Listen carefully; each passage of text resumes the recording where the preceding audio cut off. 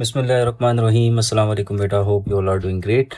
So in today's video we are going to discuss all the formulas or that is there in the MDCAT syllabus. So start करते हैं from the very first chapter, vectors and equilibrium. अच्छा, the very first formula is ax is equal to a cos theta. It's called the component formula, and ay is equal to a sin theta. अच्छा, we need to understand कि ये a तो पता है is the magnitude, ठीक है, of the vector, and theta is the angle. ठीक है, if you know the magnitude और एंड द एंगल तो आपको पता लग जाएगा कि x कंपोनेंट कितना है उस पर्टिकुलर वेक्टर का, y कंपोनेंट कितना है. So let's suppose this is the vector a, so this will be the y component of the vector and this will be the x component of the vector and this is the theta angle. अच्छा, अब हर component, हर चीज को फॉर्मूले के अंदर समझना जरूरी है, otherwise you will do a mistake. कैसे कि लेट्स सपोज आपको ये वेक्टर दिया जाता है, ठीक है, a, और लेट सपोज ए दिया जाता है 5 और एंगल दिया जाता है ये, ठीक है, आपको कहा गया है कि ये एंगल है 60 डिग्री और आपसे कह रहे हैं कि आप you need to find a y and a x. तो आप तो a x is equal to a cos theta जो हमने ऊपर पढ़ा है, तो आप क्या करेंगे, कॉस थीटा की जगह 60 डिग्री लिख देंगे, ठीक है, क्योंकि आप कहेंगे भाई एंगल दिया हुआ है. लेकिन when you put 60 degree angle, आपका आंसर गलत हो जाएगा. गलत क्यों होगा? क्योंकि यहाँ जो एंगल दिया गया है that is from the positive x-axis. So whenever you need to take angle, so you need to start the angle from positive x-axis. और यहाँ पर नीचे गौर करें, एंगल तो पॉजिटिव एक्स एक्सिस से स्टार्ट ही नहीं हो रहा. तो पॉजिटिव एक्स एक्सिस से कितना एंगल होगा? 30 डिग्री एंगल होगा, क्योंकि पता है दो परपेंडिकुलर लाइन के दरमियान 90 डिग्री एंगल होता है. तो 90 minus 60 is 30. So that is the reason understanding the formula is very very important. Hoping that you understand the point. Second फॉर्मूले की तरफ चलते हैं. This is the magnitude formula of a vector. So if we have a two dimensional vector, ठीक है, and we need to find the magnitude of a vector, तो वो कैसे करेंगे? A X square plus A Y square और उसका square root, ठीक है. अच्छा, अब ये ड्राइव कहाँ से हुआ है मेरा बेटा? ये ड्राइव बेसिकली हुआ है फ्रॉम द पाइथागोरस थ्योरम. सही, आगे चलते हैं. अगर एक वेक्टर के, अब हमने ऊपर पढ़ा कि वेक्टर दिया गया था और उसका x और y कंपोनेंट हमें चाहिए. इन द सेकंड फॉर्मूला हमारे पास x और y कंपोनेंट है और हमें वेक्टर चाहिए, और वेक्टर के पास दो चीज़ें होती हैं, यू नो दैट, एक तो मैग्नीट्यूड और एक डायरेक्शन. डायरेक्शन मतलब एंगल. तो एंगल का फॉर्मूला फ्रॉम दिस, ठीक है, theta is equal to tan inverse A Y over A X. Hoping that you understand the point. आगे चलते हैं. The third formula, it's the very very important formula, it's the unit vector formula, ठीक है.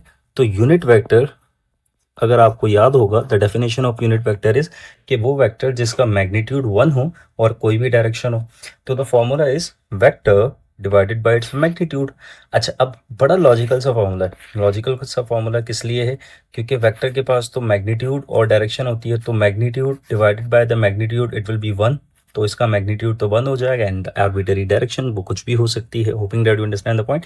इसके पास paper में बहुत questions हैं, तो please understand this formula and try to solve it. Okay, the fourth formula, a plus b is equal to b plus a. This is what we call the vector addition is commutative, ठीक है. अच्छा, अब इसको समझते हैं कि ऐसे क्यों है.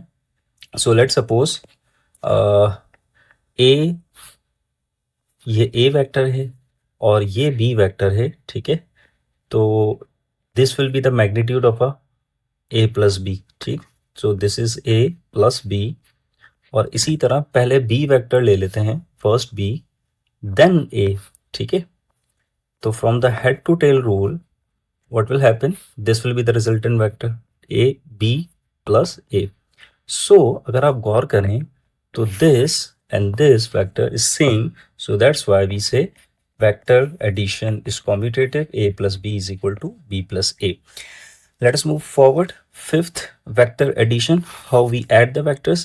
So vector addition हमने दो तरह के पढ़े हैं. एक तो vector addition हमने पढ़ा था graphical method जो head to tail rule अभी हम कर आए, और एक हमने पढ़ा है theoretical method. Theoretical method में सबसे पहले हम x component of resultant vector find out कर लेंगे. So that will be ax plus bx. If there are 3, तो it will be cx, dx, all that. और ry, ay plus by, ठीक है. अच्छा, अब आप में से कोई बच्चा सवाल पूछ सकता है कि सर देखें वेक्टर्स होते हैं, वेक्टर्स में तो डायरेक्शन भी होते हैं और आप तो यहाँ पे सिंपल प्लस कर रहे हैं, तो यस, सिंपल प्लस इसलिए कर रहे हैं कि वेक्टर का एक रूल है कि जब दो वेक्टर्स सेम डायरेक्शन में हों तो आप उसको सिंपल प्लस कर लेते हैं, ठीक है, और इसी तरह ऑपोजिट डायरेक्शन में हो तो आप इसको माइनस कर लेते हैं. So that is the reason we are doing this. Components बनाने का मकसद ये होता है. और उसका रिजल्टेंट वेक्टर फाइंड आउट कर लेंगे, ठीक है.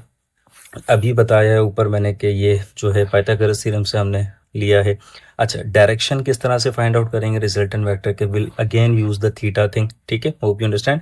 अगर मेरे पास एक 3D वेक्टर है and I need to find the magnitude of that 3D vector, so A X square plus A Y square plus A Z square और उसका मैग्नीट्यूड. अच्छा, you have to remember this के इसका question आया है unit vector वाले सवाल में. तो यूनिट वेक्टर का जो मैग्नीट्यूड है वो इससे निकालना है आपने, ठीक है. You can find it out in my vector and equilibrium chapter video, जहां हमने मोर देन 100 क्वेश्चंस किए हैं. आगे. अच्छा, when two vectors are not perpendicular. अच्छा, अब हम वेक्टर एडिशन कैसे कर रहे हैं? जब दो वेक्टर्स परपेंडिकुलर हैं a प्लस बी, और उसका मैग्नीट्यूड कैसे फाइंड आउट कर रहे हैं? By using the Pythagoras theorem. लेकिन पाइथागोरस थ्योरम जब भी लगता है जब दो वेक्टर्स के दरमियान एंगल कितना हो, 90 डिग्री हो और दे आर परपेंडिकुलर. लेकिन अगर परपेंडिकुलर वेक्टर नहीं है, let suppose there is some other angle like this, तो how we can solve it? तो उसके लिए we use cosine law. Law of cosine basically आपको मैग्नीट्यूड ऑफ अ वेक्टर बताता है. If we are finding a plus b, so will use this formula, ठीक है. A square plus b square plus 2ab cos theta, where a is the magnitude of a vector, b is the magnitude of b vector and theta is the angle between a and b. और अगर a minus b हो तो सिर्फ minus आ जाएगा. Okay, hope you understand the point. आगे चलते हैं. ये कंडीशन है कि अगर मेरे पास वेक्टर्स पैरेलल हों, दो वेक्टर्स हैं a और b और वो पैरेलल हों, तो क्या होगा? उनका ax over bx, ax is the magnitude of component x. जिस तरह ये होता है ना कि 3i, तो 3i is basically unit vector of x ना, तो ax जो होगा वो 3 हो जाएगा. तो इस तरह, तो ax over bx, ay over by and az over bz would be equal, ठीक है. This is a condition. अगर कभी कोई सवाल किस तरह से आ सकता है कि a वेक्टर दिया जाएगा और b वेक्टर दिया जाएगा और कुछ कंपोनेंट का जो मैग्नीट्यूड है, लेट सपोज आपसे by पूछा जा सकता है या bz पूछा जा सकता है, तो वो आप इस पर्टिकुलर कंडीशन से सॉल्व कर सकते हैं. Okay, let us move forward. Dot product, we also call it a scalar product as well, क्योंकि डॉट प्रोडक्ट का जो आंसर होता है वो ऑलवेज स्केलर होता है, तो that's why you are calling it as a scalar product. अच्छा, तो a dot b is equal to a का मैग्नीट्यूड, b का मैग्नीट्यूड एंड cos थीटा. अच्छा, अब डॉट प्रोडक्ट की कुछ कंडीशंस है कि मैक्सिमम कब होता है? जब एंगल 0 डिग्री हो. मिनिमम कब होगा? जब एंगल 90 डिग्री हो, ठीक है. पॉजिटिव कब होगा? पॉजिटिव जब होगा जब 0 से 89 डिग्री तक आपका एंगल होगा. नेगेटिव कब होगा? जब 91 से 180 तक एंगल होगा, ठीक है. ये हम वर्क डन वाले क्वेश्चन पे करेंगे तो वहां पे इसको ज्यादा एलाबोरेट करेंगे. कंपोनेंट फॉर्म में डॉट प्रोडक्ट कैसे निकाल सकते हैं? So let suppose we have a a dot b, ठीक है. तो ax bx, ay by and az bz. तो this is the formula, you can use this. अच्छा, this is also important. I dot i, j dot j, k dot के is equal to 1. 1 क्यों होता है? This is also important thing to remember. I dot I जो है, we know that कि आई का magnitude फिर दूसरे आई का मैग्नीट्यूड एंड कॉस थीटा. दोनों आई हैं, मतलब दोनों यूनिट वेक्टर हैं, पैरेलल हैं. तो पैरेलल जब दो वेक्टर्स होते हैं या दो लाइंस होती हैं तो उनके दरमियान एंगल कितना होता है? 0. तो cos 0 1 के बराबर, सब 1, तो आंसर हो जाएगा सिंपल 1. तो आई डॉट आई बराबर है 1 के. इसी तरह आई डॉट जे बराबर है 1, जे डॉट जे बराबर है 1 के, और के डॉट के भी बराबर है 1 के. लेकिन आई डॉट जे बराबर है आई डॉट के और जे डॉट आई, ये सब बराबर हैं 0 के. लॉजिक क्या है? क्योंकि दोनों वेक्टर्स परपेंडिकुलर हैं तो थीटा 90 तो cos 90 is 0. So that is the logical reason for it. Okay, आगे चलते हैं. अगर दो वेक्टर्स परपेंडिकुलर हों तो उनका डॉट प्रोडक्ट क्या हो जाएगा? 0 हो जाएगा. अच्छा, 0 क्यों होगा? क्योंकि a डॉट b जो है वो बराबर होता है a b cos थीटा के. परपेंडिकुलर हैं तो थीटा इज 90, cos 90 इज 0, तो सबको 0 कर देगा. So that is the reason a dot b बराबर हो जाएगा 0 के. Why we are doing this particular condition? क्योंकि इससे सवाल आते हैं इन द एग्जामिनेशन. बात करते हैं क्रॉस प्रोडक्ट की। अच्छा, क्रॉस प्रोडक्ट को वेक्टर प्रोडक्ट भी कहा जाता है। वेक्टर प्रोडक्ट क्यों कहा जाता है? क्योंकि इसका जो आंसर होता है इट इज़ अ वेक्टर, ठीक है। तो रिजल्टेंट वेक्टर होता है और वो वेक्टर प्लेन के परपेंडिकुलर होता है। This is very very important. एक क्वेश्चन आया था इलेक्ट्रोमैग्नेटिज्म में, you can just check it out. सारे यू नो दैट के सारे टॉपिक्स इंटर कनेक्टेड होते हैं। तो वहाँ पर ये चीज़ थी कि भाई प्लेन के परपेंडिकुलर जो वेक्टर होगा वो resultant vector of a cross product होगा। तो ए क्रॉस बी बराबर है A B sine theta and N. अब ये ए बी साइन थीटा आपको बता रहा है resultant of a magnitude of a resultant vector, and this unit vector it will give you the direction of a vector. अब resultant magnitude निकालना तो बहुत आसान है, you know how to do it, लेकिन डायरेक्शन कैसे निकालेंगे? डायरेक्शन हम राइट हैंड कर्ल रूल से निकालेंगे। अब ये किस तरह से यूज कर सकते हैं? लेट सपोज ये वेक्टर ए है, ये वेक्टर बी है, तो आप क्या करेंगे? You will use your right hand, आप अपनी वेक्टर ए की तरफ, अच्छा जब ए क्रॉस बी होगा, जब भी ए की तरफ से छोटे एंगल से, let suppose this is A this is B, तो ये वाले एंगल से कर्ल करेंगे, ठीक है। कर्ल जब आप करेंगे तो आपकी जो थंब होगा it will give you the direction of vector C which is a resultant vector of A and B. और अभी in this case it is out of the screen, आपकी स्क्रीन से बाहर जा रहा है, ठीक है।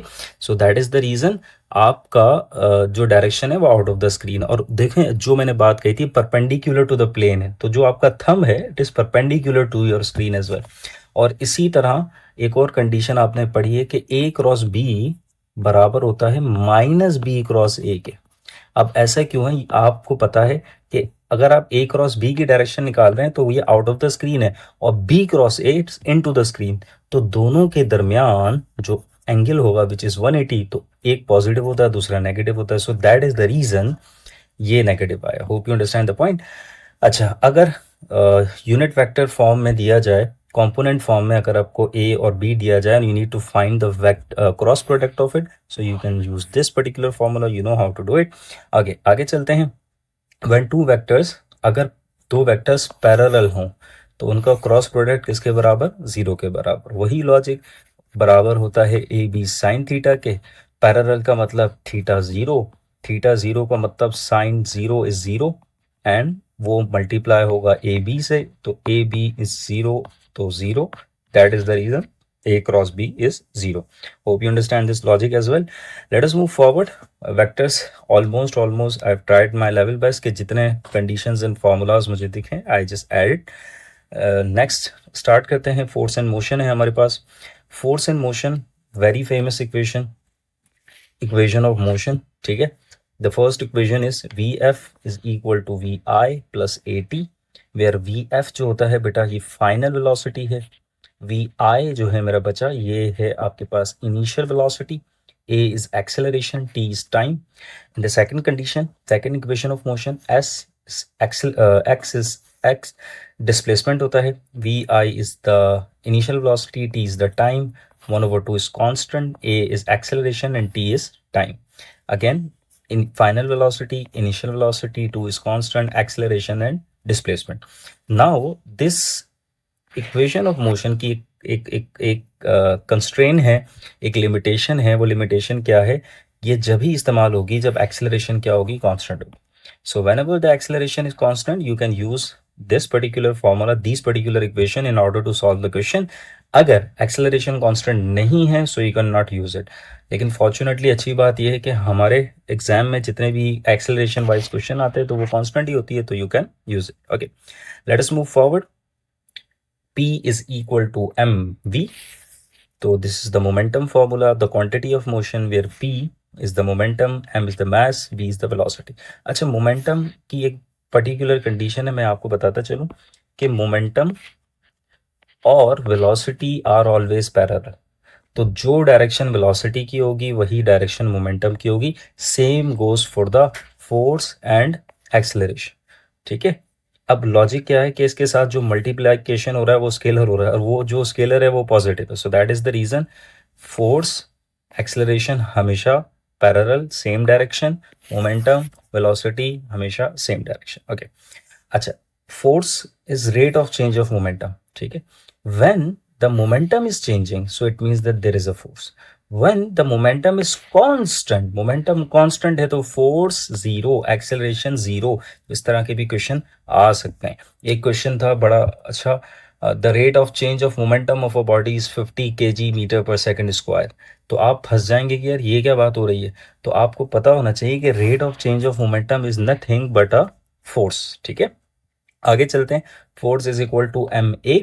अच्छा, बड़ा लेकिन ये जो फॉर्मूला है ना, ये नेट फोर्स का formula, you need to understand this. बच्चे इसको फोर्स का फॉर्मूला समझते हैं, but it is a net force formula. कैसे? Let me give you a condition, let me give you an example.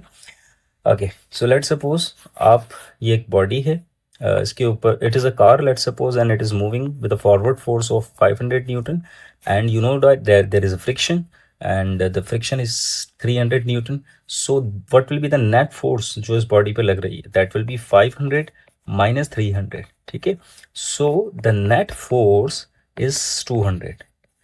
ठीक है, तो this is what we called a net force. और जो आपने ऊपर फॉर्मूला पढ़ा है F is equal to M A, वो इस नेट फोर्स का फॉर्मूला है। ठीक है, hoping that you understand the logic. Let us move forward. I is equal to F del T, this is the formula of impulse. ठीक है, ये जब होता है, impulse is basically the change in the momentum. जैसे आपकी car stop हुई, तो जब आप जल्दी ब्रेक अप्लाई करते हैं तो आपकी कम टाइम में कार स्टॉप हो जाती है, चेंज इन मोमेंटम होता है, तो वहाँ पर you need to apply more force. लेकिन जब आप आहिस्ता आहिस्ता ब्रेक अप्लाई करेंगे तो आपका टाइम ज़्यादा लगेगा लेकिन फोर्स कम अप्लाई होगी। So this is what we called an impulse. Okay, let us move forward.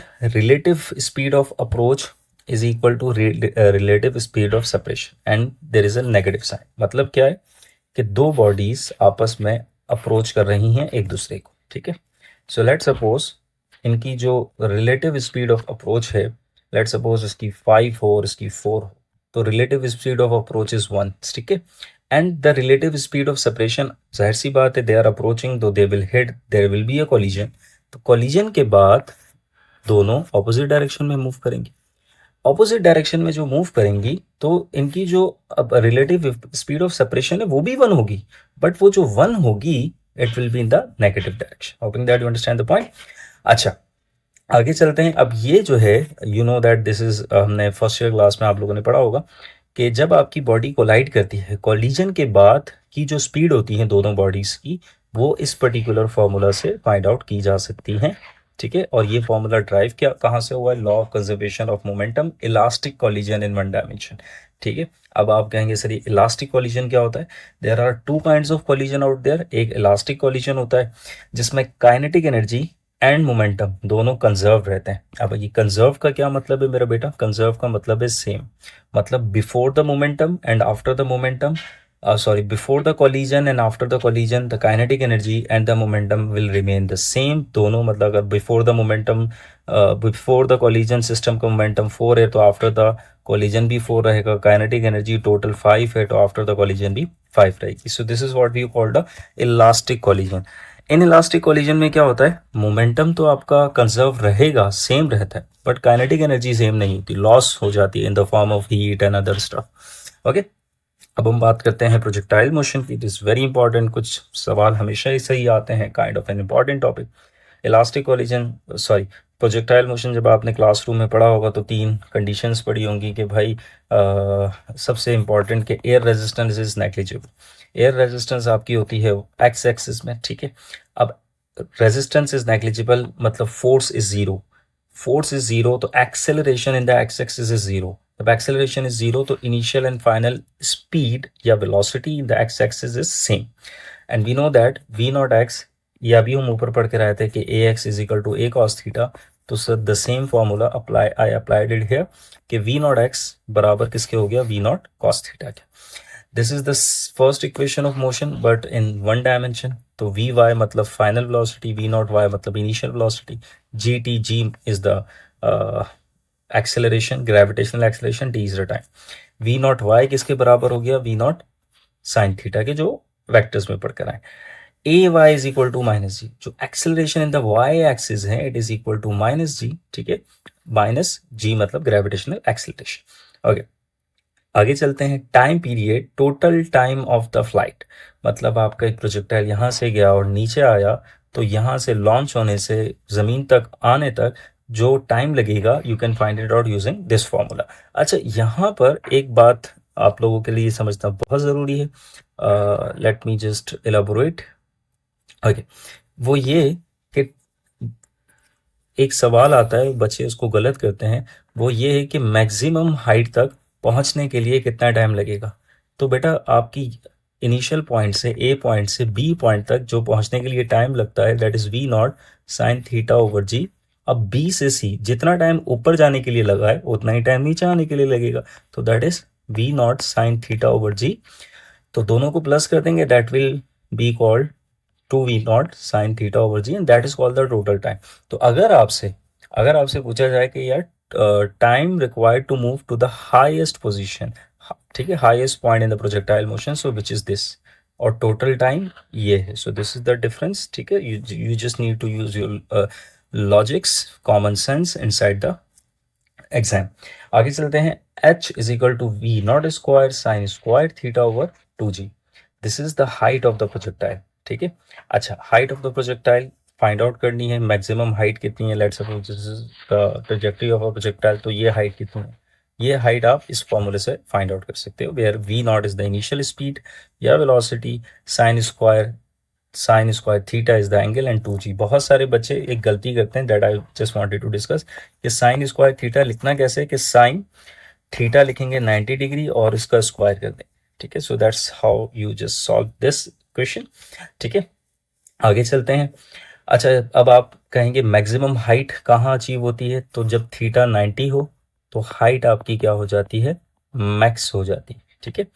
तो और उसका फॉर्मूला भी जो है वो ये होता है we not square over 2g, क्योंकि साइन 90 इज 1 तो वो 1 से मल्टीप्लाई होगा तो वी नॉट स्क्वायर होगा। रेंज का formula we not square sine 2 theta over ji.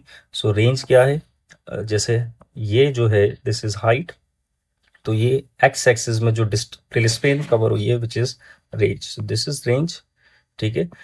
Okay, range का formula we not square sine 2 theta over ji.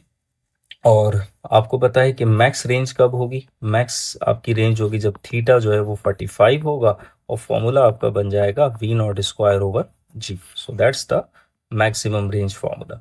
Okay, let us move forward. अगर sorry, what is the relation between range and height, ये बहुत formula आता है, ये बहुत question आता है। तो this is the relation between maximum range and height, ठीक है। tan theta is equal to 4h over R. इसके बहुत सारे फार्मूलाज आए हैं। एक सवाल आया था, बहुत ही अच्छा सवाल मुझे लगा था, I just wanted to discuss. उसमें ये था कि 1 ओवर, बल्कि ऐसा था, r is equal to 4 square root of 3h। तो बताइए कि थीटा क्या होगा। बहुत अजीब सवाल मुझे लगा। फिर देन हम इसको सोचते हैं, अगर मैं इसको ऊपर वाले फॉर्मूला की तरह बना दूं, इस कंडीशन में ले आऊं, tan theta is equal to 4h over R, ठीक है। अब मैंने क्या किया, हम क्या कर सकते हैं कि r नीचे ले जाएंगे, यहाँ बचेगा 1, 4 square root of 3h over R. अब स्क्वायर रूट ऑफ 3 यहाँ ज़्यादा है, तो 1 over square root of 3 is equal to 4h over R. अब यहाँ देखो कि tan थीटा बराबर हो रहा है, अगर मैं कंडीशन तो tan थीटा बराबर हो रहा है 1 ओवर स्क्वायर रूट ऑफ 3। और अगर आप गौर करेंगे कि 1 over square root of 3 tan का कौन सा एंगल होता है, अब ये कैसे याद करना है, इसके लिए I just made a video of it and it is a method which you can use in order to remember all the values sine theta, cos theta और tan थीटा की, 0, 30, 45, 60 एंड 90 डिग्री, ठीक है।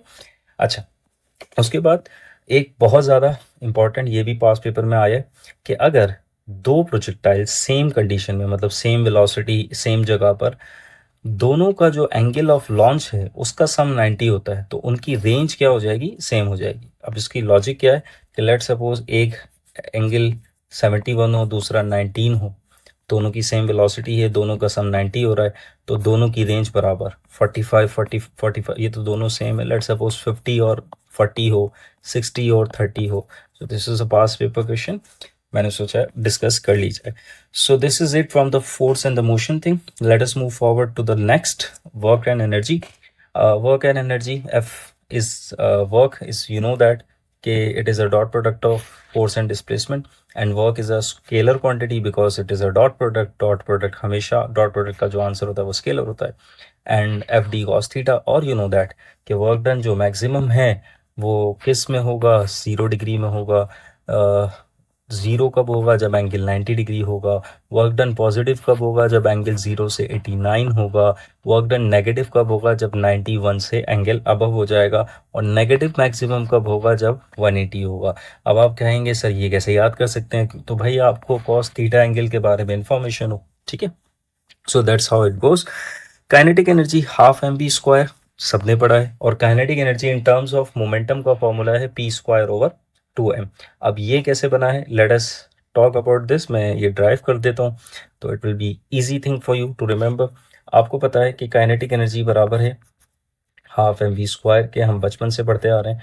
अगर मैं m से multiply और m से divide करता हूँ तो what will happen, m square V square over 2m। आपको पता है मोमेंटम बराबर है एम वी के, तो मोमेंटम का स्क्वायर मतलब m स्क्वायर वी स्क्वायर, तो इट विल बी मोमेंटम का square divided by 2m and that is equal to kinetic energy. So kinetic energy in terms of momentum. क्यों लिखा है ये फॉर्मूला, क्योंकि इसके बहुत सारे सवालात आते हैं, so that is the logical reason for it.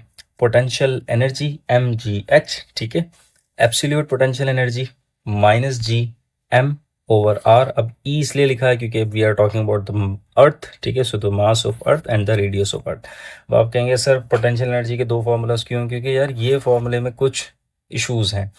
वो इशू ये है कि आपको हाइट नहीं पता कि what is the zero height, ठीक है। तो वो कंडीशनल बेस्ड हो जाती है कि लेट सपोज आप पहली मंजिल पे हैं, पहली मंजिल की जो ज़मीन है वो आपके लिए ज़ीरो हाइट है। मैं नीचे हूँ ग्राउंड फ्लोर पे, तो वो जो ज़मीन है वो मेरे लिए ज़ीरो हाइट है। So that is the logical reason for it. And the value of G is not constant, you know that. Okay, उसके बाद पावर, पावर का जो फॉर्मूला है वर्क डन ओवर टाइम और the energy transfer over time, और F V force into velocity. Dot product of force into velocity है, but F V अभी के लिए इतना ही।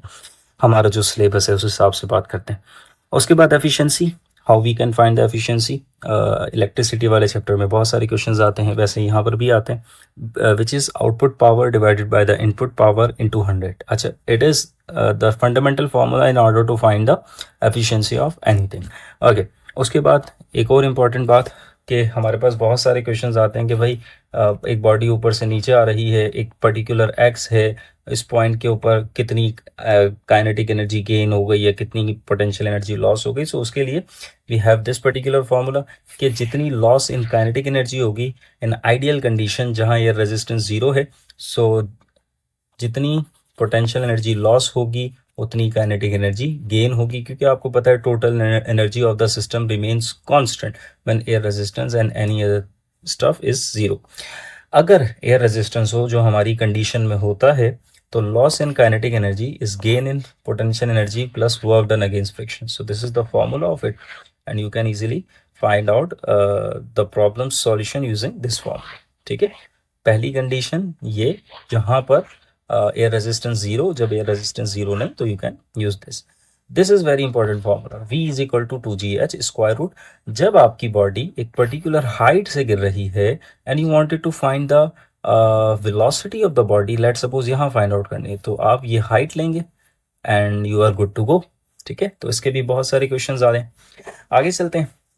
Rotational and circular motion, S is equal to r theta. This is the fundamental relation between the angular quantity and the linear quantity. S is the linear displacement and r is the angular displacement. अब मैं आपसे कहूँ कि भाई आपकी body जो है या आपकी कार जो है वो तो रोटेशन मोशन, कार का जो टायर है वो तो रोटेट करता है, लेकिन आपकी बॉडी जो है, जो आपकी कार जो है वो तो लीनियर डिस्प्लेसमेंट कवर कर रही है। तो हाउ डू यू नो, तो you know with the help of this particular formula. Okay, उसके बाद वी नो दैट कि हमारे पास जो एंगल्स हैं उसको कैलकुलेट करने के लिए वी हैव 2 यूनिट्स। एंड जैसे हमें ये कंडीशन बताया ना कि भाई 1 मीटर में 100 सेंटीमीटर्स होते हैं, तो इस तरह ये भी तो पता होना चाहिए कि कितने एंगल में कितने रेडियंस होते हैं, कितनी डिग्रीज में कितने रेडियंस होते हैं। तो this is one of the most important formula rotational and circular motion के लिए। तो 2 पाई रेडियन बराबर होता है 360 डिग्री का। You have to remember this. अगर आपको ये याद हो गया तो इस तरह का कोई भी सवाल आएगा कि आपसे पूछा जाए कि भाई पाई रेडियन में कितनी डिग्री होंगी या पाई बाय 6 रेडियन में कितनी डिग्री होंगी, तो you can use easily find it out, ठीक है। और ये भी सवाल आया कि 1 रेडियन में कितनी डिग्रीज होती हैं, तो 1 रेडियन में 3 डिग्रीज होती है। ठीक है, ये मुझे कैसे पता चला?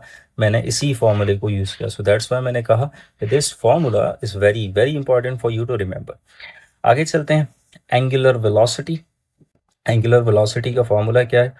Delta theta over delta T. Delta theta मतलब एंगुलर डिस्प्लेसमेंट ओवर टाइम, मतलब change in angular displacement with respect to time. जो हमने वेलोसिटी पढ़ा था कि चेंज इन लीनियर डिस्प्लेसमेंट, तो वहाँ यही चेंज इन एंगुलर डिस्प्लेसमेंट यहाँ पर। इसी तरह alpha, alpha is angular acceleration, it is change in the angular velocity with respect to time. अच्छा, एक और इम्पॉर्टेंट बात कि भाई ये क्या है? ये तो एक वेक्टर है, how can we find the direction of it? तो direction again right hand curl rule के तहत फाइंड आउट हो जाएगी, किसकी? Omega, which is angular velocity. कैसे फाइंड आउट होगी? अगेन आपकी बॉडी जो है जिस डायरेक्शन में कर्ल कर रही है, जिस डायरेक्शन में रोटेट कर रही है, आपने अपनी राइट हैंड की जो फिंगर्स को उसी डायरेक्शन में कर्ल करवाना है। सो लेट्स सपोज आपकी बॉडी ऐसे कर्ल कर रही है, दैट इज काउंटर क्लॉकवाइज, तो आपने अपनी हाथ की राइट हैंड की फिंगर्स को इस तरह कर्ल करना है। तो आपका जो थंब है, it is giving you the direction of angular velocity. ठीक है, so that's how you can find it out. Angular velocity का ये बहुत इंपॉर्टेंट फॉर्मूला है 2π/t। ठीक है, ये जब पूरी रोटेशन हो जाएगी, पूरी रोटेशन जब बॉडी की होती है, तो आपका जो डिस्प्लेसमेंट होता है, angular displacement, which is 2π। Okay, तो angular displacement is 2π 1 complete revolution के। ठीक, hoping that you understand the point. अच्छा, तो उसका फॉर्मूला है 2π/t। अब आप में से कुछ बच्चे कहेंगे सर कैपिटल टी क्यों लिखा है? क्योंकि भाई कोई भी काम जब मुकम्मल हो जाता है ना पूरा, तो उसको एक टाइम पीरियड कहते हैं। तो एंगुलर वेलोसिटी का ये भी फॉर्मूला है, और 2π/t 1/t बराबर होता है f के, विच इज फ्रीक्वेंसी। तो this is another formula for angular velocity. Okay, अच्छा, ये जो दो चीज़ें हैं ये बहुत ज़्यादा इंपॉर्टेंट है, एमसीक्यूज बेस पे एडवांस लेवल क्वेश्चन आ जाते हैं जब एंगुलर वेलोसिटी और एंगुलर एक्सेलरेशन की सेम डायरेक्शन, मतलब दोनों की आउट ऑफ द पेज हो। ठीक है, तो इसका मतलब क्या है कि एंगुलर वेलोसिटी इज इंक्रीजिंग, और ऑपोजिट डायरेक्शन हो तो angular velocity is decreasing. So that's how you can find it out. तो अगर मैं कहूँ कि भाई एक बॉडी की एंगुलर वेलोसिटी 0 से 100 हो गई, तो what will be the direction of angular acceleration? तो it will be the same as angular velocity। और फिर मैं कहूँ कि 100 से 50 हो गई, तो अपोजिट डायरेक्शन होगी क्योंकि कम हो रही है। ठीक है, so that's how it goes. आगे चलते हैं, टेंजेंशियल वेलोसिटी। अब ये टेंजेंशियल वेलोसिटी क्या होती है भाई? It is also called the linear velocity. आप ऐसे भी ले लें कि लेट सपोज अगर ये बॉडी ये एक सर्किल में मूव कर रही है, और इधर या लेट सपोज मेरे हाथ में एक रस्सी है, और रस्सी का एक हैंड मेरे हाथ में, दूसरा हैंड जो है दूसरा जो उसका कोना है उसमें मैंने कोई पत्थर बांध दिया, और ये इस तरह से एक सर्किल में मूव कर रहा है। सो लेट सपोज यहाँ पर ये आता है, ठीक है, और रस्सी टूट जाती है, तो the stone will move like this, एक टेंजेंट बनाएगा। ठीक है, और जिस वेलोसिटी से जाएगा उसको आप टेंजेंशियल वेलोसिटी कहोगे। उसका फॉर्मूला क्या है मेरे बेटा? R omega. जितना बड़ा उसका रेडियस होगा उतनी ज़्यादा टेंजेंशियल वेलोसिटी होगी, जितनी ज़्यादा स्पीड से रोटेशनल स्पीड थी उतनी ज़्यादा उसकी टेंजेंशियल वेलोसिटी होगी। That's how it goes. Tangential acceleration, tangential velocity में कितना चेंज आ रहा है। ठीक है, and centripetal acceleration, this is important, we need to understand this कि सेंट्रीपिटल एक्सेलरेशन मतलब जब भी कोई भी बॉडी एक सर्किल में मूव करे तो उसके लिए सेंट्रीपिटल एक्सेलरेशन इज लाजिम व मलज़ूम। अच्छा, let me just talk about the concept so you can understand it in a better manner. जब भी आप सर्कुलर मोशन की बात करते हैं ना, तो सर्कुलर मोशन के अंदर 3 किस्म की एक्सेलरेशन हो। व्हेनेवर द बॉडी मूव्स, एक तो सेंट्रीपिटल एक्सेलरेशन। अच्छा, दिस इज लाजिम व मलज़ूम, विदाउट इट बॉडी आपकी मूव भी नहीं कर सकती। एक टेंजेंशियल एक्सेलरेशन और एक एंगुलर एक्सेलरेशन। टेंजेंशियल और एंगुलर ना भी हो तो चलेगा, लेकिन सेंट्रीपिटल इज लाजिम व मलज़ूम। अब ये दोनों तो लीनियर हैं, तो आप कहेंगे सर लीनियर तो एक ही वेलोसिटी होती है, एक ही एक्सेलरेशन होती है ना। देखो, हमने लीनियर एक्सेलरेशन को 2 हिस्सों में डिवाइड कर दिया, एक टेंजेंशियल एक्सेलरेशन और एक सेंट्रीपिटल एक्सेलरेशन। जब अब एक्सेलरेशन कब प्रोड्यूस होती है? जब वेलोसिटी के मैग्नीट्यूड में चेंज आए या वेलोसिटी की डायरेक्शन में चेंज आए। तो तब भी जब भी वेलोसिटी की डायरेक्शन में चेंज आएगा, तो जो एक्सेलरेशन प्रोड्यूस होगी उसको आप क्या कहोगे? Centripetal acceleration. और जब भी वेलोसिटी के मैग्नीट्यूड में चेंज आएगा तो जो वेलोसिटी एक्सेलरेशन प्रोड्यूस होगी उसको आप क्या कहोगे, tangential acceleration. So that's how दो तरह की एक्सेलरेशन। अब मैग्नीट्यूड यूनिफॉर्म सर्कुलर मोशन में तो टेंजेंशियल एक्सेलरेशन होती नहीं है क्योंकि मैग्नीट्यूड तो सेम होता है वेलोसिटी का, ठीक है। जिसकी मैं आपको सिंपल एग्जांपल दूं, पंखा आप चलाएंगे तो थोड़ी देर के बाद पंखे की जो रोटेशनल स्पीड होगी वो तो सेम हो जाएगी, बट पंखे की जो वेलोसिटी की जो डायरेक्शन है वो तो चेंज हो रही है। तो इट मीन्स दैट के सेंट्रीपिटल एक्सेलरेशन तो है लेकिन टेंजेंशियल एक्सेलरेशन नहीं। अब यहाँ देखें ना, हर पॉइंट पर direction of the velocity is changing, तो सेंट्रीपिटल एक्सेलरेशन तो है। Hoping that you understand the concept of it. Okay, मैंने सिर्फ क्या किया है, सिर्फ फॉर्मूलाज लिखे हैं, ड्राइव किया है। V square is equal to V square over R एक फॉर्मूला है। अब V square is equal to R omega होता है तो ये फॉर्मूला बन गया। Omega is equal to 2 pi over time होता है तो ये फॉर्मूला बन गया। So that's how it goes. Centripetal force का सिर्फ फोर्स में एम ए होता है तो एम और वेलोसिटी एक्सेलरेशन एम और एक्सेलरेशन एम और एक्सेलरेशन, ठीक है। Let us move forward. ये क्वेश्चन आया था तो I thought to give it a just write it here कि जब आपकी बॉडी एक वर्टिकल सर्किल में मूव करती है तो उसकी वेलोसिटी होती है एक्सट्रीम एंड ऊपर और नीचे, तो इसके बराबर होती है square root of G R और स्क्वायर रूट ऑफ 5 GR, ठीक है। आगे आगे चलते हैं, ऑर्बिटल स्पीड। जब आपकी बॉडी अर्थ के अराउंड मूव कर रही है, ठीक है, तो उसकी ऑर्बिटल स्पीड का formula G M over R या जी आर, ठीक है। ये कैपिटल जी तो आपको पता है ग्रेविटेशनल कांस्टेंट होता है, M is the mass of the planet जिसके अराउंड आपकी बॉडी मूव कर रही है, R is the distance. This is important, ये डिस्टेंस क्या है। लेट सपोज ये अर्थ है और यहाँ पर इस ऑर्बिट में बॉडी मूव कर रही है तो अर्थ के सेंटर से बॉडी तक ये डिस्टेंस आर होगा, ठीक है। और इस डिस्टेंस को समटाइम्स आप ऐसे करते हैं कि radius of the planet plus the height, ठीक है, इस तरह से भी होता है। ऑर्बिटल वेलोसिटी अर्थ के नियर कितनी है, तो इट इज अप्रॉक्सीमेटली दिस, ठीक है, नियर अर्थ। स्केप वेलोसिटी, आपको पता है कि यार आप अपने प्लैनेट से कोई भी चीज़ ऊपर फेंकते हैं तो नीचे आ जाती है, ज़्यादा ऊपर फेंकेंगे तो वापस आ जाएगी। तो एक ऐसी भी तो स्पीड होनी चाहिए कि बस ऊपर फेंकूं और नीचे नहीं आए, तो उसको हम कहते हैं स्केप वेलोसिटी। उसका फॉर्मूला ये होता है और ये होता है, और अर्थ की जो स्केप वेलोसिटी है विच इज़ दिस। एंड आप किसी भी प्लैनेट की स्केप वेलोसिटी फाइंड आउट कर सकते हैं इजीली जब आपको उसका मास पता हो और उसका रेडियस पता हो। अच्छा, अब देखो यहाँ पर आर है, ठीक है। Let us move forward. ये फॉर्मूला है which is the torque which is R cross F. R cross F is R cross R F sine theta and the unit vector which is will give you the direction of a torque. अच्छा, जिस तरह से हमने पढ़ा कि force is the rate of change of momentum, तो बिल्कुल उसी तरह से torque is the rate of change of angular momentum, ठीक है।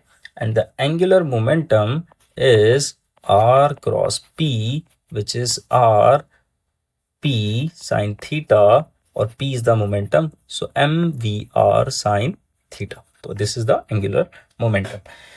Yes, let us move towards the next chapter which is fluid dynamics. Fluid dynamics में बहुत ज़्यादा तो formulas नहीं है but they are important. First formula है आपके पास ड्रैग फोर्स का which we call the Stokes law. अच्छा, जब भी आपकी बॉडी एक इस फ्लूइड में जाएगी तो उसके ऊपर जो फोर्स अप्लाई करेंगे जो फ्लूइड, तो वो कितनी फोर्स होगी, तो which is 6 pi mu which is the coefficient of viscosity. आपका जो फ्लूइड है वो कितना गाढ़ा है, R is the radius of the object जो आपने उस फ्लूइड में डाला है, and V D is the velocity, ठीक है। आगे उसके बाद है टर्मिनल वेलोसिटी।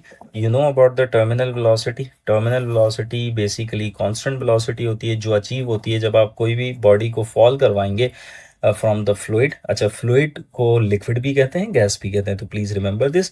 तो इसका मतलब ये है कि मैं अगर हवा में फेंकूं किसी बॉडी को और मैं किसी फ्लूइड में फेंकूं, किसी लिक्विड में फेंकूं, तो दोनों चीज़ों में टर्मिनल वेलोसिटी अचीव हो जाएगी। अब टर्मिनल वेलोसिटी क्या होती है, we need to understand this.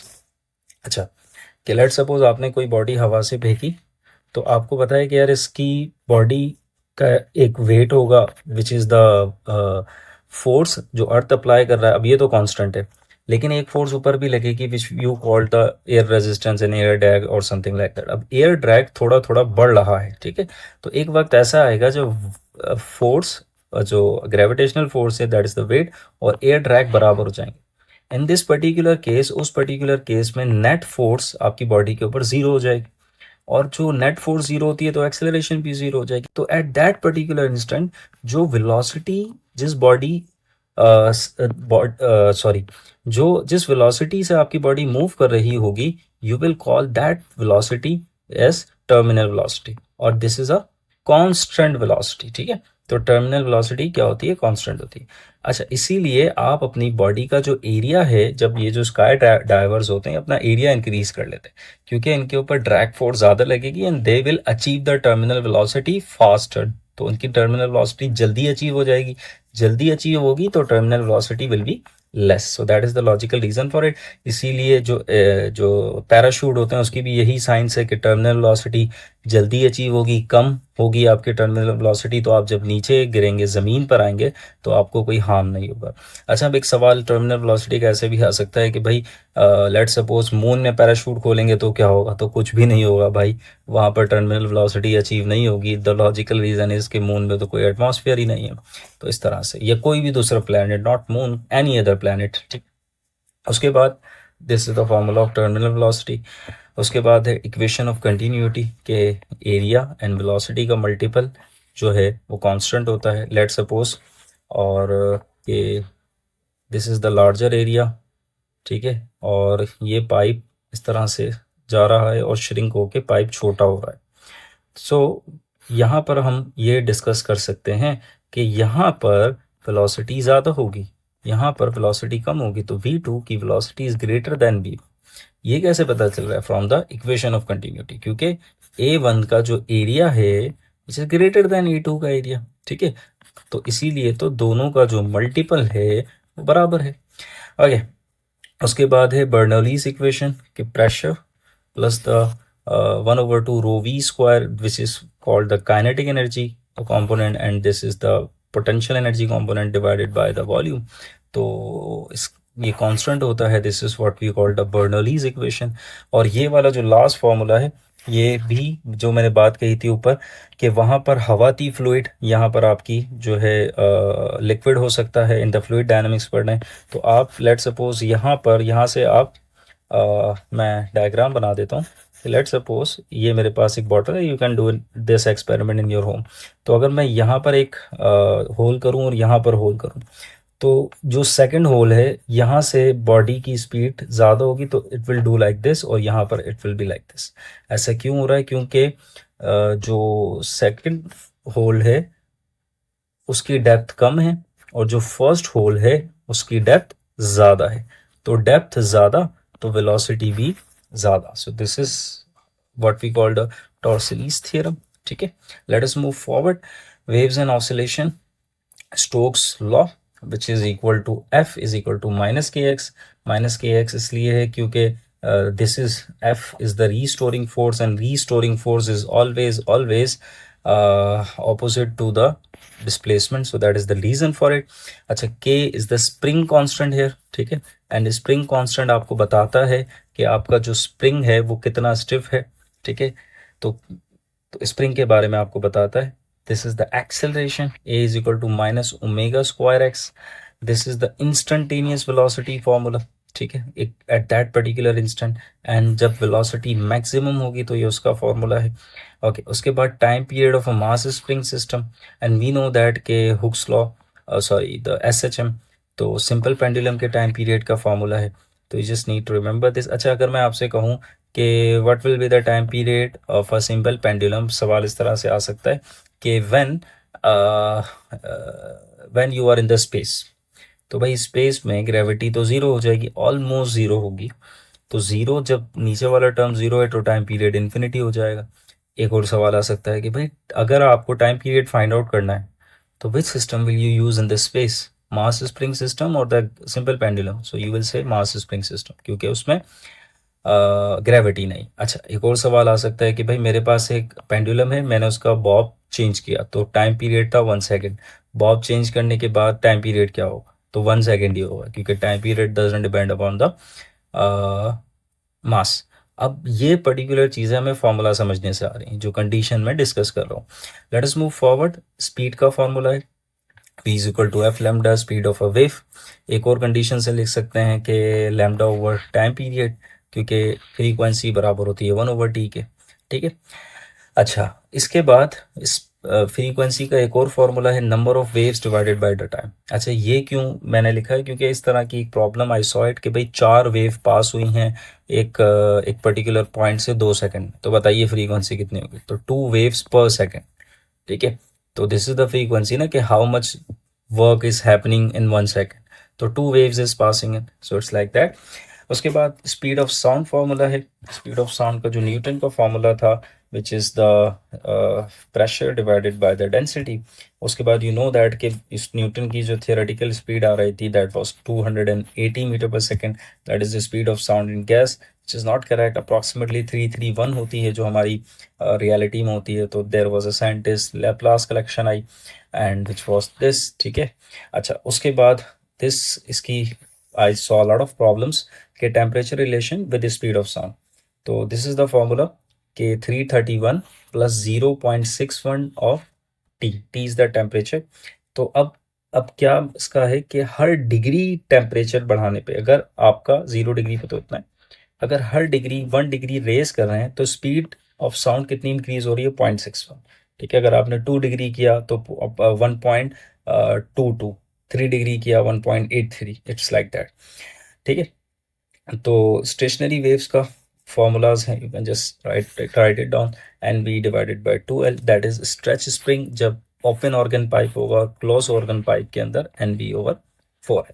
ठीक है, वेयर एन की वैल्यू जो है वो ऑड टर्म्स में। Okay, let us move forward.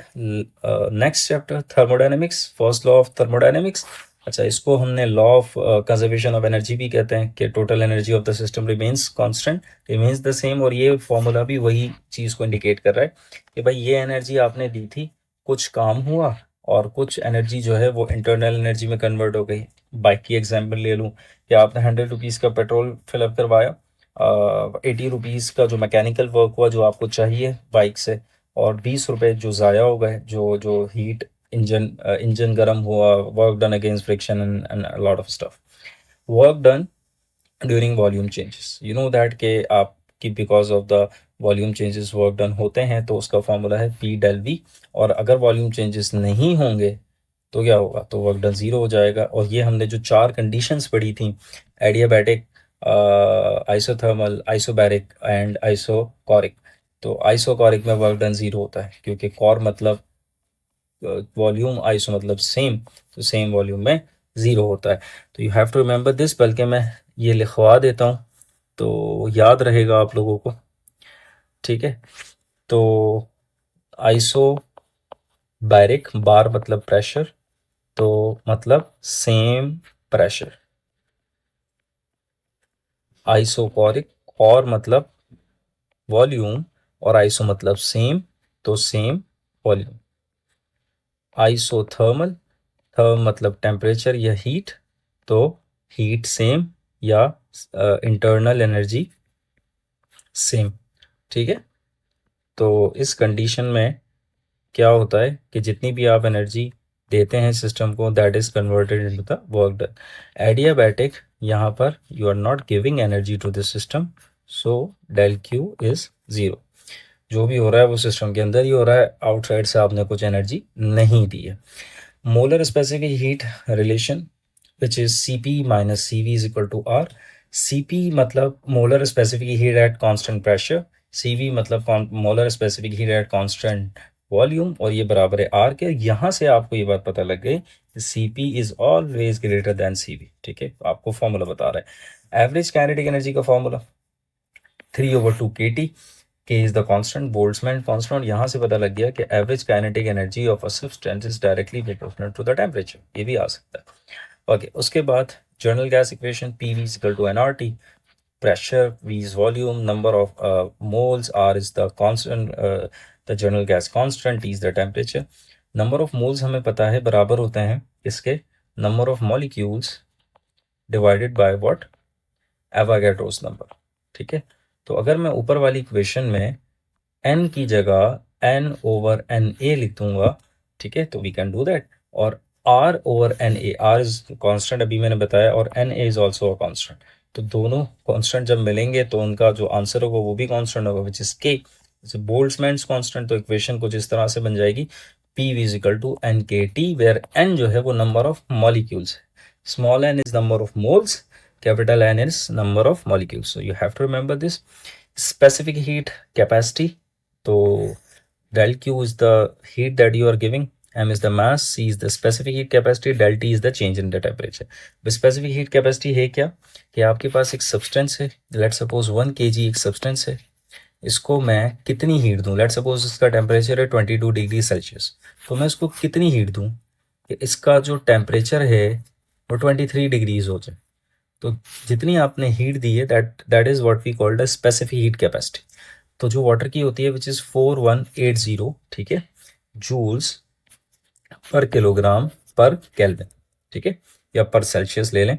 अच्छा एक और इम्पॉर्टेंट बात जो मैं बताता चलूं कि change in the temperature in Kelvin is equal to change in the temperature in Celsius. This is very important कि भाई दोनों का जो जो स्केल है वो बराबर है, ठीक है। अब केल्विन फिर स्टार्ट क्यों किया, क्योंकि भाई केल्विन जो है वो 0 से स्टार्ट होता है, 0 केल्विन, और जो सेल्सियस स्टार्ट होता है which is -273.15, some book says 16 whatever.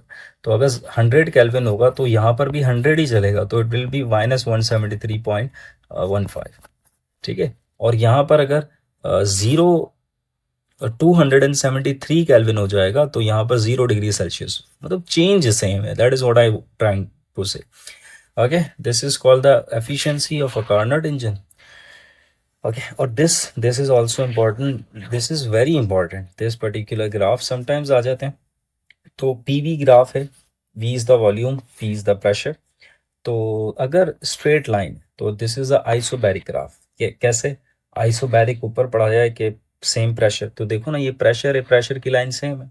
अगर वर्टिकली सेम है तो आइसोकोरिक, भाई ये वॉल्यूम है, वॉल्यूम सेम, आइसोबैरिक। इस ये वाला आइसोथर्मल और थोड़ा सा ज्यादा curve is adiabatic. Hoping that you understand the point. Please take a screenshot of it, अपने नोट्स में लिख लें। मैं तो कहूँगा सारे जितने भी फॉर्मूलाज हम डिस्कस कर रहे हैं नोट्स में लिख लें। If you have any question difficultly write it down in the comment box, I try to just answer you as soon as possible. Electrostatics next chapter है बेटा। तो you know that there is some force which is an attractive force or a repulsive force between the charges।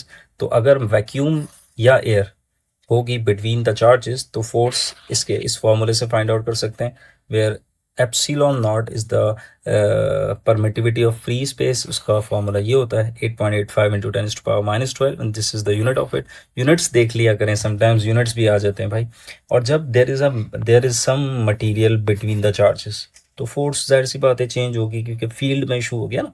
तो यहाँ पर एक चीज आ जाएगी which is the relative permittivity epsilon R, ठीक है। अब आप में से कहेंगे how can we find the value of epsilon R, how do we know? तो we can know with the help of this formula. What I did कि F medium divided by F vacuum, दोनों को मैं divide करूंगा तो I have this. मतलब मैंने क्या किया, दो चार्जेस के दरमियान मैंने फोर्स फाइंड आउट की जब उनके दरमियान कुछ भी नहीं था। फिर उन्हीं दो चार्जेस के दरमियान मैंने वो मटेरियल रख दिया जिसकी मुझे परमिटिविटी, रिलेटिव परमिटिविटी चाहिए, फोर्स फाइंड आउट की। दोनों फोर्सेस को डिवाइड कर दूंगा तो I have this one by epsilon R, cross multiply कराऊंगा, I have the value of epsilon R. ये याद कर लीजिएगा, इट्स फॉर्मूलाज में आते हैं सवाल, क्वेश्चंस आते हैं। उसके बाद electric field, force per unit charge, and this is another formula to find the electric field. This is voltage, work done per unit charge, and this is another formula. Electric field is a potential gradient, ठीक है, negative of change in the voltage divided by the R। अच्छा, उसके बाद है time constant, capacitors time constant, कि how much time it takes for the capacitor to charge or discharge, ठीक है। 63% होता है चार्ज, आई गेस इतना इस पर्टिकुलर टाइम में। तो which is equal to RC। R is resistance, value of a system, and C is the capacitance। अब यहाँ देखें कि ये फॉर्मूला इसलिए इम्पोर्टेंट है, इसका सवाल ऐसे आता है कि भाई टाइम का एक वैल्यू या एक यूनिट जो है वो तो सेकंड होता है, तो सेकंड किसके बराबर है? तो आपको पता है कि यार resistance is ohm and capacitance is farad, तो इट्स लाइक दैट। तो ये भी क्वेश्चंस आते हैं। U is the energy of a capacitor, 1/2 CV square, C is the capacitance, V is the voltage का square. अगर कैपेसिटर्स आपके सीरीज में लगे होंगे, so how can you find the total capacitance with the help of this formula. और अगर parallel में लगे होंगे, सो you can just add them all. ठीक है, and this is the formula of energy density. ठीक है, energy per unit volume. Dielectric constant वही ऊपर जो मैंने बात की थी, अगर कैपेसिटर्स के दरमियान हो तो you can use with the help of this formula, you can find it out. Capacitance, ये पैरेलल प्लेट कैपेसिटेंस, कैपेसिटर की कैपेसिटेंस का फॉर्मूला है, वो किसके बराबर होती है, वो कौन कौन से ऐसे पर्टिकुलर चीज़ हैं जिससे हम पैरेलल प्लेट कैपेसिटर की कैपेसिटर कम या ज़्यादा कर सकते हैं. एरिया बढ़ा के या डिस्टेंस कम करके बिटवीन द कैपेसिटर. मतलब ये डिस्टेंस अगर मैं कम कर दूंगा तो कैपेसिटेंस बढ़ जाएगी, और एरिया बढ़ा दूंगा प्लेट्स का तो कैपेसिटेंस बढ़ जाएगी. अगर मीडियम हो, कैपेसिटर्स के दरमियान, दो प्लेट्स के दरमियान कोई मीडियम हो, तो this formula is useful to find the capacitance between the what you call it, the capacitors. अच्छा, मज़े की बात, अगर आप इस फॉर्मूले को गौर से देखेंगे तो this particular case that you need to remember कि कैपेसिटर, अगर एक कैपेसिटर है, उसकी एक कैपेसिटेंस है, वो कम होगी अगर उसी कैपेसिटर के दरमियान डाइलेक्ट्रिक डाल देंगे. डाइलेक्ट्रिक डालेंगे, कैपेसिटर्स बढ़ जाएगी. Hopping that you understand the point. Let us move forward to the next. Current, electricity. तो current electricity का तो first है, which is I is equal to U over T. The current formula which is charge over time. ठीक है, how much charge is passing per unit time from a particular point. Okay, उसके बाद आपके पास है charge is equal to NE. अच्छा, आपको ये बात पता होनी चाहिए कि मिनिमम चार्ज, जो मिनिमम चार्ज है जो हो सकता है आपके पास, which is this 1.6 into 10⁻⁻19 coulomb. अच्छा, क्यों इससे कम क्यों नहीं हो सकता? क्योंकि जो इंडिविजुअल पार्टिकल है हमें जो मिल सकता है, या तो वो प्रोटॉन मिल सकता है या वो इलेक्ट्रॉन मिल सकता है. तो प्रोटॉन और इलेक्ट्रॉन का दोनों का चार्ज यही है. आप में से कुछ बच्चे आर्ग्यूमेंट कर सकते हैं कि सर वो क्वार्क का भी तो चार्ज होता है, वो तो इससे कम होता है. तो भाई क्वार्क इंडिविजुअली नहीं मिल रहा ना आपको, हम इंडिविजुअल की बात कर रहे हैं. ठीक है, तो जितने भी आपके पास चार्ज होते हैं, it is multiple of protons and electron. तो अगर मैं आपसे कहूँ कि आपकी बैटरी के अंदर कितने इलेक्ट्रॉन्स हैं, तो you can find it out, क्योंकि बेसिकली MAH की बैटरी है ना आपके पास. तो MAH is basically the unit of charge, it is a commercial unit of charge. जिस तरह से kilowatt hour is a commercial unit of energy ना, तो उसी तरह से. तो अगर आपसे कभी टाइम मिले, if you are curious, so you can find it out कि मेरी बैटरी के अंदर कितने इलेक्ट्रॉन्स मौजूद हैं, तो you can do that. Okay, तो उसके बाद R इज इक्वल टू, अगर आपके रेजिस्टर सीरीज में लगे होंगे तो you can find it out the total resistance using this formula. Parallel में लगे होंगे तो this formula. And the resistor depends on three things. The resistivity is called the nature of the material. That's why आप कभी भी कुछ भी सामान लेने जाते हैं, आप कहते हैं भाई मुझे कॉपर वायर चाहिए. कॉपर वायर की रेजिस्टिविटी कम होती है ना. लेंथ, जितनी ज़्यादा लेंथ उतना ज़्यादा रेजिस्टेंस. ठीक है, सो एंड एरिया, आप मोटे वायर्स लेते हैं, जब आप यू वांट के यार मैंने ज़्यादा करंट जाना है इस पर्टिकुलर वायर से, तो आप मोटी वायर लेंगे, क्योंकि resistance is inversely proportional to the area. Okay, उसके बाद टेम्परेचर कोफिशिएंट ऑफ रेजिस्टेंस. अच्छा, आपको ये बात पता है कि टेम्परेचर बढ़ाने से रेजिस्टेंस बढ़ जाती है. कितनी बढ़ जाती है? How can we know? With the help of this formula. अच्छा, आई वाज टीचिंग, एक पास पेपर था या आई डोंट रिमेंबर, तो एक स्टूडेंट ने कहा कि सर रेजिस्टिविटी तो कांस्टेंट होती है ना. तो यस, रेजिस्टिविटी कांस्टेंट होती है, but it depends on the temperature as well. तो if you are increasing the temperature, so resistivity also increases. तो ये याद रखिएगा. I gave her the answer as well. इसी करंट इलेक्ट्रिसिटी के चैप्टर के एमसीक्यूज में था. You can just check out in my series, जो हमने हर चैप्टर के एमसीक्यूज सॉल्व किए. उसके बाद द टर्मिनल पोटेंशियल डिफरेंस, जो आपकी बैटरी के terminals, let's suppose this is the battery, this is the terminal potential difference, it is equal to E, which is the EMF of the battery. I is the current, R, small r is the internal resistance जो battery के अंदर होती है. this is the very important formula. इसके बहुत सारे variant होते हैं, इसके बहुत सारे सवालात बनते हैं. आगे मैक्स पावर ट्रांसफर जो आपकी होता है from the wire, which is you can find it out using this formula. I just added because I just saw a question of it. Joules law के आपकी जो बॉडी या आपकी जो वायर गर्म होती है, हीट जो प्रोड्यूस करती है, कितनी हीट प्रोड्यूस करती है? This with the help of this formula you can find it out. That's why अगर यहाँ से अगर एक लॉजिक पढ़ें, एक कॉन्सेप्ट पढ़ें, तो जब भी आप स्टेप अप ट्रांसफार्मर यूज़ करते हैं, क्योंकि स्टेप अप ट्रांसफार्मर यूज़ करने से आपका करंट बहुत कम हो जाता है, वोल्टेज तो बढ़ता है लेकिन करंट कम हो जाता है, तो आपकी हीट प्रोड्यूस नहीं होती in the wire. So this is the logical reason for it. Next chapter है बेटा electromagnetism. Flux, magnetic flux, B dot A dot product of magnetic field and the area vector, तो B A cos theta. ठीक है। अच्छा बच्चे, अभी मैंने एक वर्ड यूज किया है, I just use the word area vector. या अब भाई area is a scalar quantity, अब क्या लॉजिक है यार, ये वेक्टर, अब ये एरिया है, अब इसके डायरेक्शन कहाँ होंगे, क्योंकि इट्स अ वेक्टर नाउ ना। So it is out of normal to the surface, out of the screen. ठीक है, इस तरह से अगर आपका एक चार्ज एक मैग्नेटिक फील्ड के अंदर है and the charge is moving charge, not a stationary charge. ठीक है, तो ये याद रखिएगा। तो मैग्नेटिक फील्ड उस पर फोर्स लगाएगी। अच्छा एक और कंडीशन है कि मैग्नेटिक फील्ड और उस चार्ज के दरमियान कोई एंगल होना चाहिए। लेट सपोज मेरी मैग्नेटिक फील्ड ऐसे ऊपर की जानिब है और चार्ज ऐसे मूव कर रहा है एक्स एक्सिस में, तो चार्ज विल डिफ्लेक्ट। ठीक है, तो चार्ज विल डिफ्लेक्ट। अब चार्ज डिफ्लेक्ट हो रहा है तो लॉजिकल सी बात है उस पर फोर्स लगेगी। तो फोर्स कितनी लगेगी, depends on the charge, depends on the speed of the charge, depends on the magnetic field, it depends on the angle between magnetic field and velocity. अच्छा ये इसका एक और फॉर्मूला है, that is Q V cross P. ठीक है। अच्छा अब आप एक यहाँ से एक क्वेश्चन था कि मैग्नेटिक फोर्स कौन सी फोर्स होती है, तो भाई आपको पता लग जाएगा कि it is a deflecting force. एक और चीज़ है कि मैग्नेटिक फील्ड प्रोड्यूसेस, ठीक है, मूविंग चार्ज प्रोड्यूसेस, एक सवाल आया था। तो भाई जो आपका रेस्ट चार्ज है, रेस्ट चार्ज रेस्ट में है तो वो सिर्फ इलेक्ट्रिक फील्ड प्रोड्यूस करेगा। चार्ज मोशन में है तो उसके पास प्रोड्यूस नहीं करेगा, उसके पास तो है, it is intrinsic property, charge की इंट्रिंसिक प्रॉपर्टी, मतलब उसकी बाय डिफॉल्ट इलेक्ट्रिक फील्ड उसके पास होगी। मोशन में है तो इलेक्ट्रिक फील्ड तो है, इसके साथ साथ प्रोड्यूस कौन सी करेगा, तो moving charge produces what, magnetic field. तो होप यू रिमेंबर दिस। उसके बाद एक कंडक्टर, यहाँ तो एक इंडिविजुअल चार्ज था ना, उसके ऊपर कितनी फोर्स है। अगर एक कंडक्टर एक मैग्नेटिक फील्ड के दरमियान आ जाता है तो उसके ऊपर इतनी फोर्स। ठीक है। अच्छा तो और ये आई एल क्रॉस पी है। Hoping that you understand the point. Yes, let us move forward to the next one.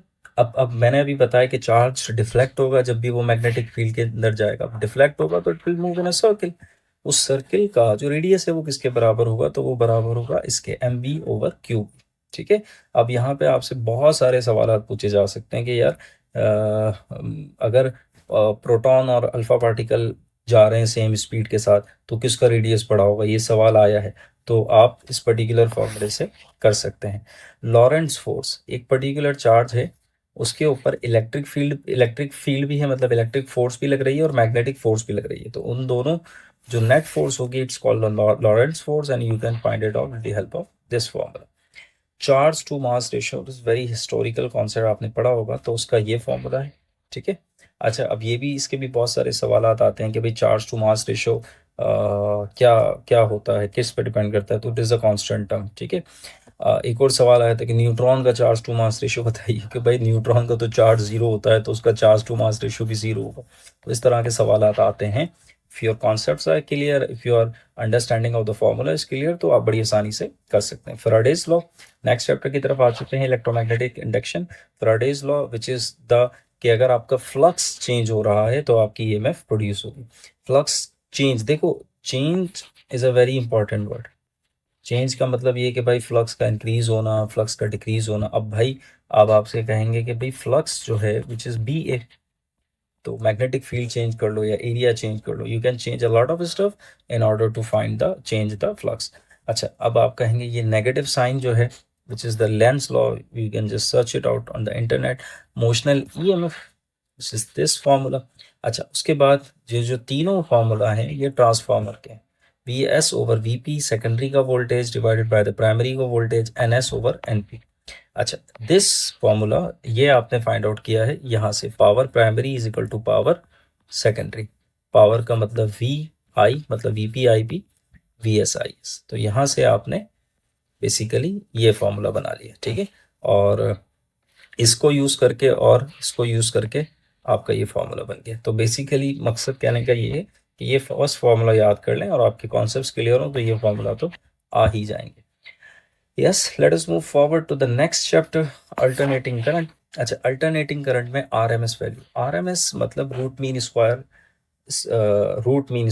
RMS, root mean square voltage. अब रूट मीन स्क्वायर वोल्टेज लेते क्यों है? It is the average voltage and it is equivalent to DC voltage, तो that is the reason we are taking it. और उसका formula क्या होता है? Peak voltage divided by the square root of 2। तो square root of 2 1 over square root of 2 0.707 के बराबर होता है, तो इसके बराबर हो गया। अब ये पीक वोल्टेज क्या होता है? You need to understand this as well. तो लेट्स सपोज आपको पता है this is the alternating voltage की वेव है, तो this is what we call the peak voltage.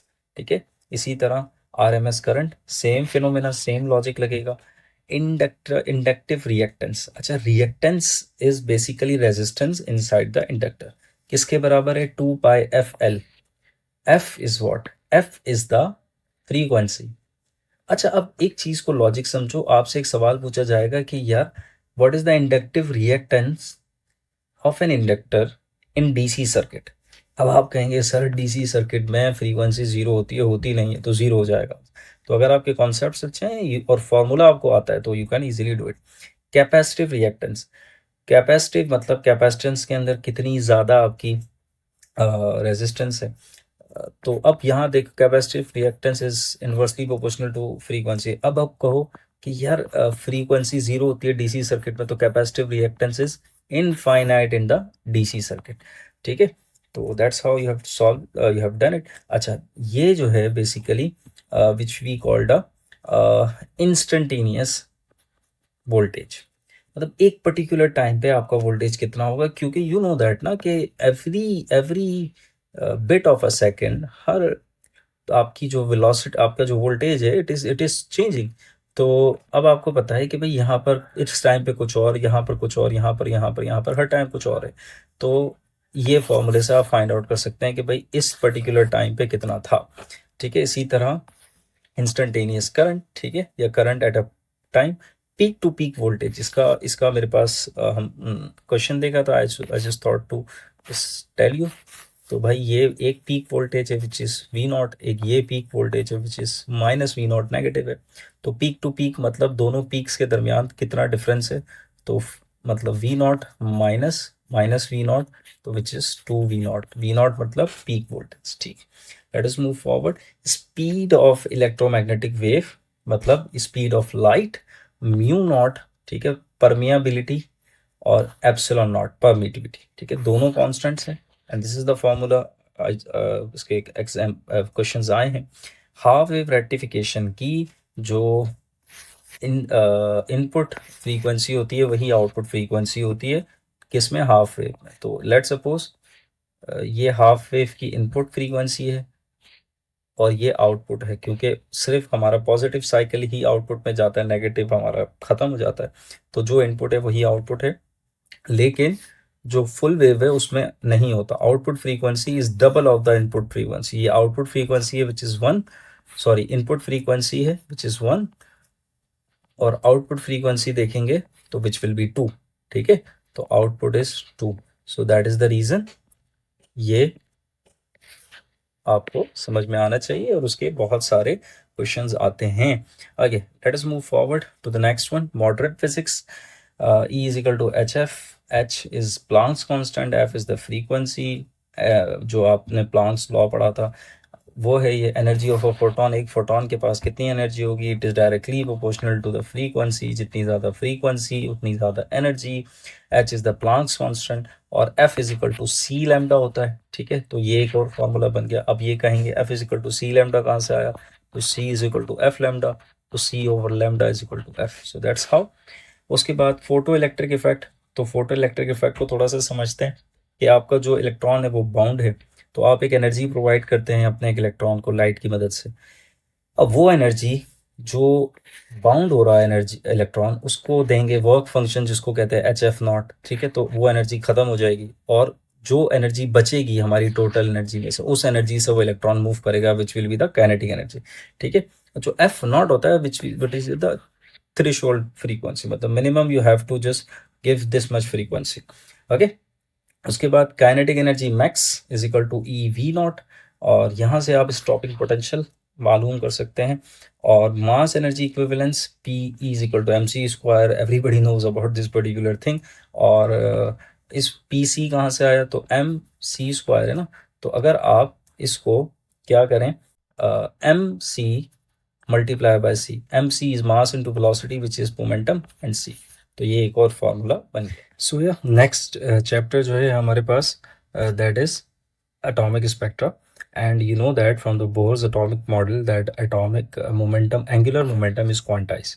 So the angular momentum is equal to n h cut. n is the number of orbit, ठीक है, या n is equal to 1 or 2, h cut is the basically h over 2 pi which is constant. So this theory was given by Bohr, ठीक है, Niels Bohr, and it was true, और इस particular formula से we can solve a lot of questions. उसके बाद Rydberg formula for hydrogen transition. Hydrogen transition का मतलब क्या है कि जब आपका एटम एक्साइटेड स्टेट में होता है तो वो n इज इक्वल टू 5 में, तो when it moves towards n is equal to 4 या n इज इक्वल टू 3, तो वो जब स्टेबल कंडीशन में आता है तो जाहिर सी बात है इट रिलीज सम एनर्जी।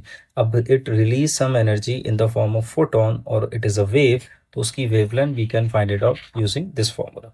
अच्छा, और उसके बाद अगर वो एक एक्साइटेड स्टेट से आपकी स्टेट में आता है that is n is equal to 5 which we called a Pfund series, अगर वो n is equal to 4 orbit में आता है it is called a Brackett series, n is equal to 3 में आता है तो it's called the Paschen series, n is equal to 2 में आता है तो it's called the Balmer series, n is equal to 1 में आता है तो it's called the Lyman series.